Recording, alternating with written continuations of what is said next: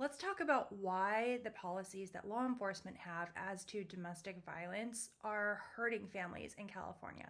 My name is Veronica. I am a criminal defense attorney here in Los Angeles, and I help people who have been arrested put their criminal cases behind them so that they can enjoy their lives and their freedom.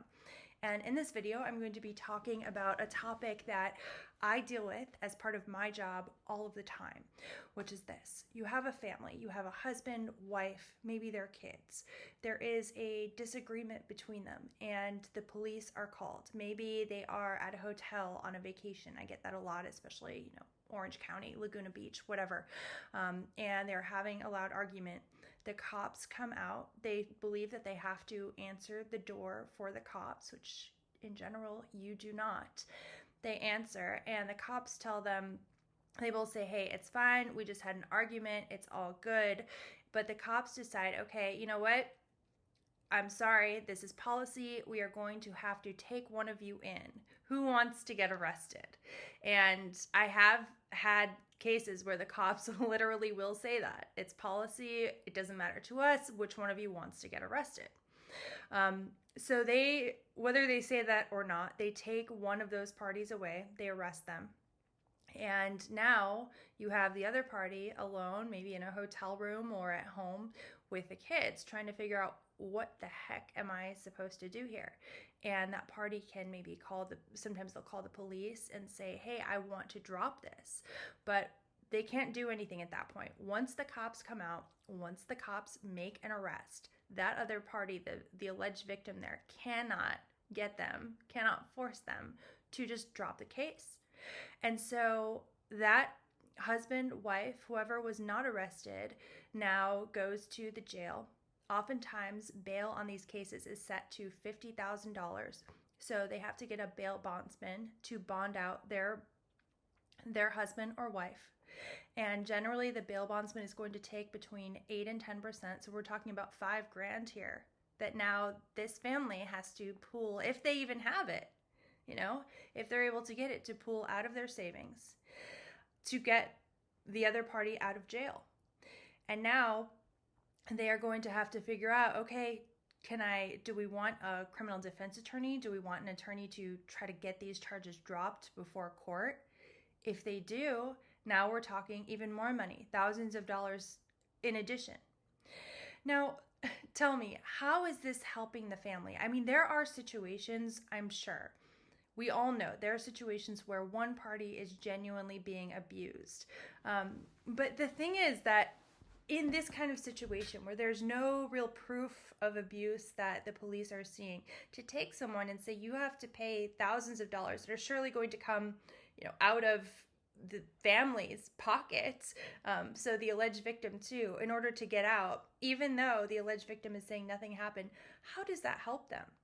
Another thing that they do that's really, I think, really messed up is, okay, so you bond out of jail. Your court date is not going to be probably for a few months, right? So you go back to living together. You are a family again. Everybody's there. You're like, this sucks. We have this court date coming up. We're really anxious about it. But you're living together. Your lives are fine. It's normal.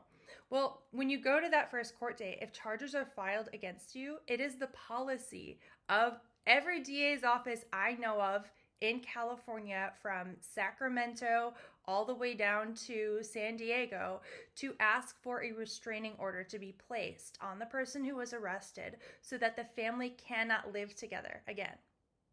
So they've been together for months, right? Nothing has happened. So arrest, you bail out. There are months and months between the court date. Nothing new has occurred. They were living together just fine. The husband, the wife, their kids, all just fine. And now suddenly at this first court date, the DA says, oh, Your Honor, we're going to ask for a criminal protective order to be put in place that is going to ask that the person who is arrested stays 100 yards away from the alleged victim. And the alleged victim might say, no, I need him or her home with me. I need them. There's no other place to go. We can't afford some other place. I need them home to help me with the kids. I don't want that. And for the most part, and there are some things you can do about this, especially if you did have an attorney before court and are prepared for this, but for the most part, the judge and the DA do not care about what the alleged victim wants. They don't care. They're going to issue that restraining order. And now it is a crime, an additional crime that they could charge him with if the two of you are found together. This is not good for families. You know, a lot of people, family, friends of mine, neighbors, new people, when I tell them what I do for a living, they're like, hey, why are you defending people accused of domestic violence?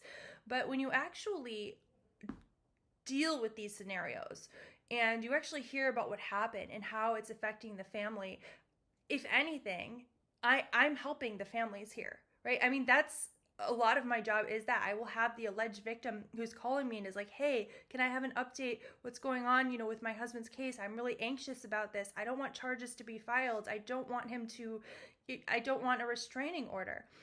I hear the anxiety in their voices. I see how it's affecting them too. It's affecting everybody. And what really happened here? A stupid disagreement between two parties. No evidence of any injuries, and this is how our system deals with it. And I mean, I'll just throw in there, this is all taxpayer dollars, right? So we're all paying for this all to happen. Why? I mean, and it may seem like, okay, that's not who cares? That's not, a whole lot of money there, but it actually is, because if you think about it, almost half of arrests are for some form of domestic violence. So that right there, I'm not saying that they shouldn't arrest anybody, but how many of those arrests are a situation like this? I get quite a few people calling me where one party is actually charged with a felony and it's this type of situation.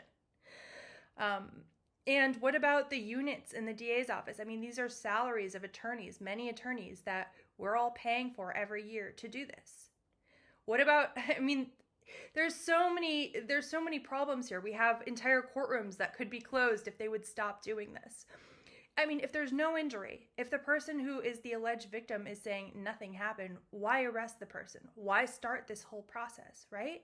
It doesn't make sense, but right now that is what they are doing.